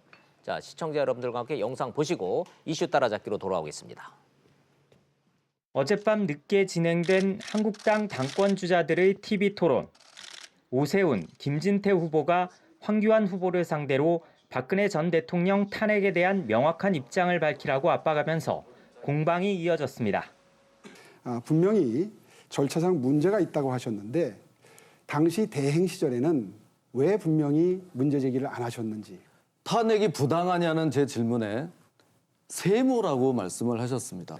이렇게 중차대한 사안에 있어서 과연 세모라고 답변을 하실 수 있는지. 김 의원님 어떻게 생각하세요? 그걸 OX로 말하는 게 맞습니까? 그 헌법재판소의 결정을 그러면 수용할 수 없다는 그런 말씀이신가요? 저는 앞서 부산에서 열린 한국당 전당대회 세 번째 합동연설회에선 극우 세력에 휘둘린다는 비판을 의식한 듯 당 지도부가 관중석 단속부터 했습니다. 야유가 나올 때마다 박수 소리로서 그 야유를 덮어주십시오. 대구 연설회와 비교하면 당 차원에서 고심한 흔적이 역력합니다. 관중석을 칸막이로 무대와 분리했고 야유와 욕설을 쏟아내던 김진태 후보 지지자들 자리는 가장 뒤쪽에 배치했습니다. 이 때문인지 막말이나 야유, 태극기 부대의 새 과시가 크게 눈에 띄지 않았습니다. 이슈 따라잡기 돌아왔습니다. 이수희 변호사님 나오셨습니다. 어서 오십시오. 이 변호사님. 안녕하세요. 예.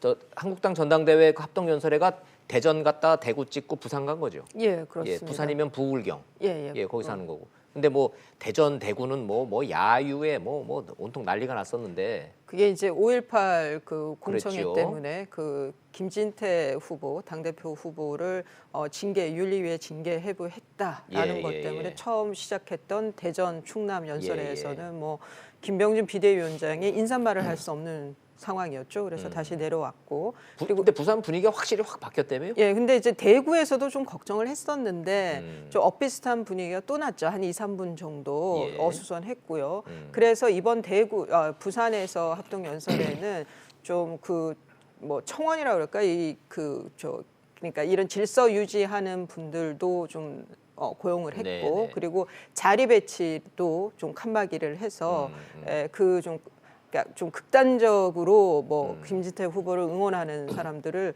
좀 뒤쪽에다가 자리 배치를 했던 아예 것도 자리 있고. 배치 자체를 좀 이렇게 격리를 시켰군요. 예, 물리적으로는 그런 환경을 우선 그게 조성했는데 좀 도움이 좀 된 거예요? 예, 그럼? 그리고 또 하나는 워낙 비판을 많이 받았잖아요. 맞아요. 예, 예, 언론 여론으로부터 너무 비판을 많이 받으니까 내부에서도 자성 목소리가 컸던 것 같습니다. 그래서 자제가 좀 됐다는 게 그나마 다행입니다. 국민들이 자유한국당 이런 식이면은 정말 미래 없다. 예. 야 보수 진짜 망해도 정말 더 망해야 된다 이런 얘기들이 많이 전달이 된 것 같아요. 예, 그러니까 이제 야당의 몫은 대여 투쟁도 있지만 거기에 예. 더불어 더 큰 거는 대한 정당이 돼야 되잖아요. 그렇죠. 그래서 국민들께서도 좀 희망이 있는 건데 기억에 남는 건 전당대회의 고성과 욕설, 뭐 탄핵에 대한 입장이 뭐냐 이런 아주 과거에 대한 얘기들만 나오고 그런 그 뭐 어수선한 분위기 그 다음에 저런 거는 한 80년대까지 문화 아닌가요? 전당 그렇죠. 예. 문화에. 80년 이후로는 참 보기 어려운 광경들이 예, 나오고 있는데 정말 불성사나운 모습을 보였기 때문에 민주당에서 그런다며요. 20년만 집권하려고 했더니 한국당 하는 꼴 보니까 100년 집권 가능하겠다는 얘기 나왔잖아요. 그래서 이해찬 대표가 100년 이해찬 대표 얘기를 그 얘기 했어요. 했죠. 예, 자유한국당 보니까 20년 아니라 100년 가능하겠다. 처음에 50년 했다가 오만하다니까 20년 물러났다. 지금 다시 100년. 예, 됐어요. 자유한국당 정당대회 딱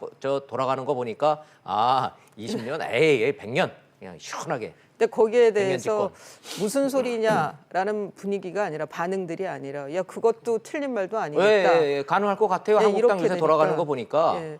뭐 가능할 것 같다라는 이거는 얘기들이 이제 많이 나와요. 한국당의 미래만이 문제가 아니라 이렇게 뭐 늘 좌우 날개가 같이 날아야 네, 된다는 네. 얘기를 하는데 견제하는 세력이 저렇게 사분오열이 되고 네. 전혀 시대에 맞지 않는 모습들을 보여주면 정말 좋아요. 걱정인 건 나라인 거죠. 자, 그럼 시청자 입장에서 크게 두 가지만 좀 짚어볼게요. 5.18 망언 문제는 아예 그냥 논외로 치자고요. 예. 그건 무조건 잘못된 거니까. 예. 그건 자초한 거니까. 그럼 5.18 이슈는 빼고 박근혜 그늘에서 끝내 못 벗어난다. 이거는 맞지 않나요? 지금 전당대회가 다시 그걸 확인시켜 준 건데 네. 결과는 뭐 아직 나오지 않았습니다. 2월 27일 날 네. 전당대회 때 이제 1, 2 당대표에서 1, 2, 3위를 봐야 되겠죠. 그다음에 각 후보들의 득표 수도 좀 굉장히 중요할 것 같습니다. 네. 그런데 지금 이 소위 말하는 요즘 말하는 그 태극기 부대라고 하는 박근혜 전 대통령에 대해서 그 추종하고 있는 그 세력들이 워낙 목소리가 강하게 나오다 보니까 침묵하고 있는 내색하지 않고 있는 분들이 더 다수죠. 네, 하지만 네. 목소리가 강한 쪽이 더 지금 합동 연설회나 뭐 아니면 저는 TV 연설회에서 채팅창들을 봐도 그분들이 거의 다 그렇죠. 참여하고 있고 이러다 보니까 외부적으로는 마치 자유한국당이 그 세력들이 많이 많이 있는 있는 것처럼, 것처럼 예. 지금 착시 현상을 착시 일으킨다는 현상이 있다. 거고 예. 거기에 대해서 후보들이 뭐랄까 단호한 입장을 전혀 못 보이고 있어요 지금. 여론조사 결과만 놓고 보면 태극기 부대에 대해서 한국당에 어떻게 해야 되느냐 그랬더니 단절해야 된다가 58%, 포용해야 된다가 26% 이렇게 나오네요. 저는 이제 여론이 저렇지만 당장 당내 지금 분위기는 또 달라요. 당장 표를 얻어야 되는 후보들은 결집력이 제일 세고 네. 그리고 행동력이 있는 그 유권자들한테 예, 그 예. 당원들한테 신경이 쓰이는 거죠. 그러니까 지금 단호하게 말하는 건 오세훈 후보 정도이고 그렇죠. 다른 후보들은 좀 눈치를 좀 보고 있다라는 황교안 느낌이 후보는 세모가 있었으면 세모가 있었을 텐데 세모가 없어서 X표 들었다 그랬다며요. 그 질문이 뭐였냐면 탄핵은 불가피했다. 네. 어쩔 수 없었다. OX. 거기에 이제 그 오세훈 후보는 O를 들었어요. 어쩔 수 없었다. 예. 그리고 극복해야 된다. 근데 황교안 그 후보와 김진태 후보는 O를 들었고 김진태 후보가 O를 들은 거는 뭐 그는 예상이 됐는데 황교안 후보의 논리는 그거예요. 형사적으로 수사가 다 맞춰지지 않았는데 탄핵 결정이 난 것은 절차적으로는 문제가 있다고 본다. 네. 헌재 결정을 내가 안 받아들이는 거는 아니다. 뭐 그러면서 세모가 있다면 내가 세모를 들었을 텐데 세모가 없어서 내가 X를 든 거다. 그럼 세모가 없었으면 O하고 X를 동시에 같이 들었어야죠. 같이 들었다가 네. 좀 고민을 하다가 그냥 O를 내려놓고 X를 들었으면은 메시지 전달이 됐지 않았을까요? 왜 그런 순발력이 좀 있었으면 좋았을 텐데. 그렇죠. 그런 순발력 애드립은 부족했던 거죠. 맞아요. 예, 예. 아직 그 자, 정치는 무슨 얘기인 줄은 알겠는데 황교안 전 총리 후보 입장에서 세모를 선택하고 싶은 거는 여전히 친박계 표가 아쉽기 때문에 그런 거죠. 그리고 뭐 본인이 봤을 때 본인의 지금 지지 세력, 지지 기반들이 지지 기반 자체가 예, 그러니까. 친박계라고 생각하는 것 같습니다. 자, 어찌됐든 이런 상태로 가면은 자유한국당이 박근혜 전 대통령 그늘을 벗어나기는 현재로서는 좀 어렵다. 이렇게 네. 정리는 가능한가요? 앞으로도 지금 득표 수에 따라서는 앞으로도 그래요? 예, 그럴 가능성이 높아 보입니다. 깜짝 스타 있잖아요. 저 김준교 청년 최고위원 후보. 야, 한국당 지지도 떨어진다에 500원 건다 올라간다에 500원 건닥하길래 네. 저는 떨어진다에 500원 걸었더니 동전을 안 갖고 왔고 계좌 이체 해드려야 되겠네. 저는 제가 좀, 졌어요. 큰 폭으로 떨어지지 않을까라는 생각을 했는데, 예, 저기 그렇게 의미 있는 포인트는 아니에요. 1.1% 올랐더라고요. 1.1% 의미 있는 포인트는 아니지만 그래도 근데 저 와중에 어쨌거나 저런 감소 예, 예. 추세가 멈췄다라는 거는 좀 전 어떻게 의외죠. 설명이 됩니까? 뭐 저런 경우에 보통 이제 해석이 나오는 게 그 응집했다 표가 응집했다. 예, 그러니까 그 감소 추세에 대한 위기 의식을 느낀 정통 지지층이 뭐 결집한 거 아니냐 이런 그 평들을 내놓으시는데 저게 지금 오차범위 아닐 거예요. 1.1% 네. 포인트면. 근데 큰 의미는 없지만 감소 추세가 멈췄다는 건 어떻게 보면 자유한국당의 저 지지율은 부동의 지지율일 수도 있다. 탄핵 직후에는 물론 20% 아래도 예. 있었습니다만은. 그래서 결론적으로 지지율이 26.3%면은 25% 26%인 거죠. 예, 저러면 지금 저 참 곤혹스러운 게 네. 내년 총선을 생각을 해보면 저런 그 지지율이기 때문에 이 어떤 그 지각 변동을 일으키기가 어렵다는 거죠. 그렇죠. 무난하게 예. 갈 수 있는 표. 저 정도 지지율이면 지난 대선 때 홍준표 자유한국당 후보가 받았던 그 수준의 예, 지지율이지 않습니까? 예. 이 지지율과 이 상태를 가지고 내년 총선에 임한다고 그대로 대비를 해봤을 때 모든 후보들이 2등 한다라는 산술적 계산이 나오잖아요. 예, 그렇습니다. 근데 2등은 소용없는 거 아니에요. 그쵸. 대한민국 선거에서는. 그러니까 또 이게 1번, 2번으로 싸우는 거하고 그렇죠. 총선이 치러지는 예, 거하고 다섯- 1번, 예, 2번, 다당제인데 3번까지 가는 거하고는 다른 거거든요. 또 다른데. 예. 자, 좋습니다. 뭐 이렇게 한국당 전당대회가 박근혜 전 대통령 그늘 속에서 계속 일하고 있다라는 것까지 전달해드리고 그 판단은 시청자 여러분들한테 돌리도록 하겠습니다. 자, 김경수는 법정 구속되는데 김관진은 실형인데 불구속이다. 이거 변호사로서 이 형평의 문제는 어떻게 보십니까? 이게 이제 같은 댓글이다 뭐 이렇게 얘기하는데 건수는 좀 차이가 많이 납니다. 네, 김관진 이 그 전 장관의 경우에는 8,800건 정도 돼요. 애초에 예. 뭐 의혹이 제기됐던 거에 비하면 1.1%입니다. 과연 그 다음에 그 댓글이 내용이 이게 뭐 2012년 예. 그 대선 때의 댓글이라서 군인은 정치적으로 중립이어야 되는데 그 정치에 관여했다라고 해서 기소가 돼서 뭐 다른 사건들도 같이 한 두세 개 더 유죄가 되면서 2년이 나왔습니다. 근데 여기에 대해서 1심 법원은 그렇게 얘기를 했어요. 구속 접부심에서 네. 불구속 그 재판을 천명했기 때문에 1심 재판부터 따르겠다라고 해서 법정 구속은 하지 않겠다. 예, 그래서 이제 그러니까 같은 댓글인데 왜 그 김경수 지사는 법정 구속이고 김관진 전 장관은 왜 불구속이냐? 형평성이 맞지 않는다라는 비판을 할 수도 있을 것 같습니다. 그럼 국민의 언어로 일반 국민의 언어로 제가 질문을 좀 드리자면 댓글 공작이라는 게 김관진 전 장관이 한 거는 정규군을 동원한 댓글 공작이었고 예. 김경수 지사에 대한 판결문에 따르면은 민간 용병을 고용한 댓글 공작이었기 때문에 댓글 공작이라는 성격은 같은 거고 예. 숫자는 별 관심 없으니까 빼고 예. 한쪽은 법정 구속, 한쪽은 끝까지 한번 다퉈봐 불구속.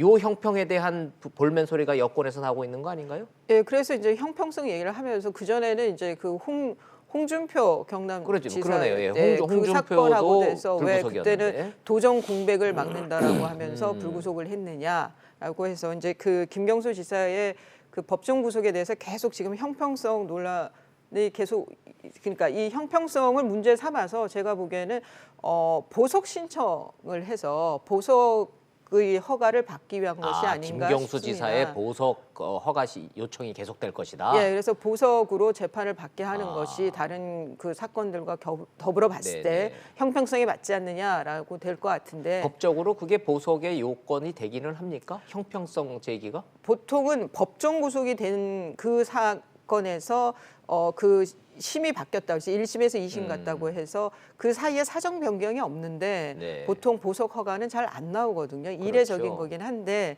현직 도지사라는 면이 이제 2심에서는 어떻게 받아들일지 봐야 거기에 되겠습니다. 결과가 궁금하긴 하네요. 김경수 지사는 현직 도지사니까 보석시켜달라. MB는 아프니까 보석시켜달라. 뭐 이런 병보석이라는 주장들. 거는 또 따로 있습니다. 예, 또 별개 예, 예. 문제긴 합니다만 아파서 나는 좀 보석 좀 시켜달라 뭐 이런 주장. 자, 결과 좀 지켜보죠. 좀 여론을 뜨겁게 다루는 것 중에 하나가 이거 참 정답이 없고 조심스럽긴 한데 안희정 지사 부인 민주원 여사가 이 사안의 본질은 미투가 아니라 불륜이다. 김지은 씨는 피해자가 아니고 내가 피해자다. 근데 왜 내 말은 안 믿어주냐.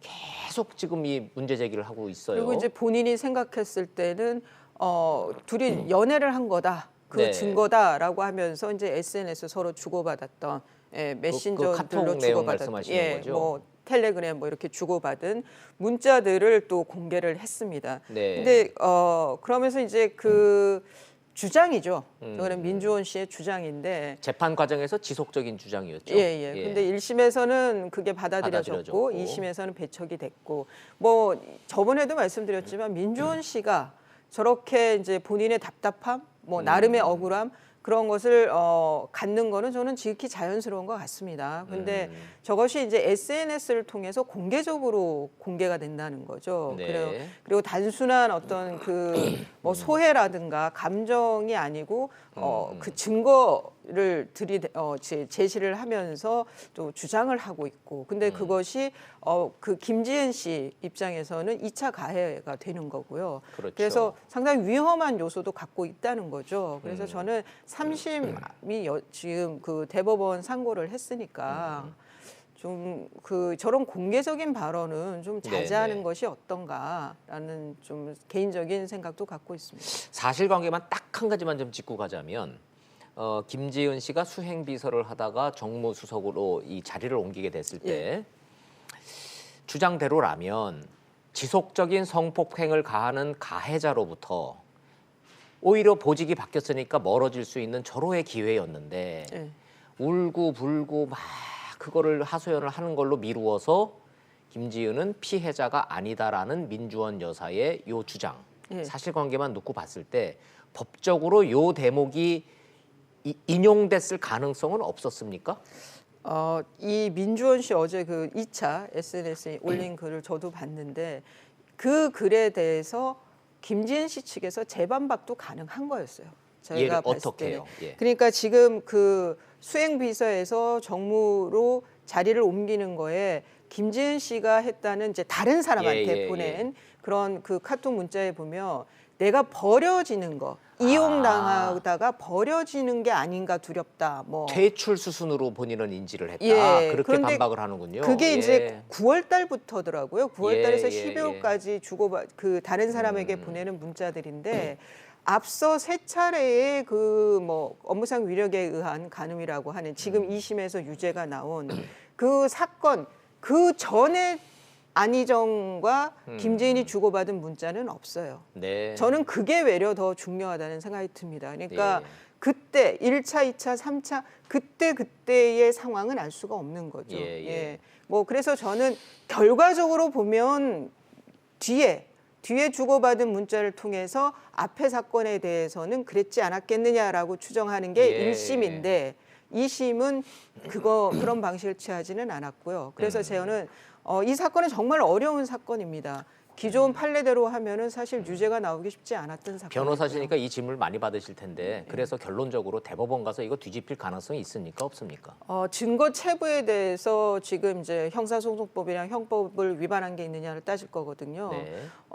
저는 뭐 그 가능성도 있다고 봐요. 가능성이 있다. 예. 그러니까 가능성이 아주 없는 사건은 아닌 것 아주 같아요. 없지는 않다. 아, 이건 끝까지 이 사건은 대법원까지도 그래서 여론에 관심을 갖고 있는데, 자, 피해자 김지은 씨도 피해자고 민주원 여사도 피해자인데 두 분 다 여성이고 여성 단체는 2차 가해를 하지 말라고 지금 김지은 씨를 두둔한다라고 알려져 있고 알려져 여사는 그 부분을 지금 항의하고 있고. 아이고, 뭐 더 이상 얘기하기에는 대법원 판단을 좀 기다려 보겠습니다. 예, 상당히 좀 어렵습니다, 이 사건. 예, 알겠습니다. 자, 잘 들었습니다. 이 변호사님 감사합니다. 네.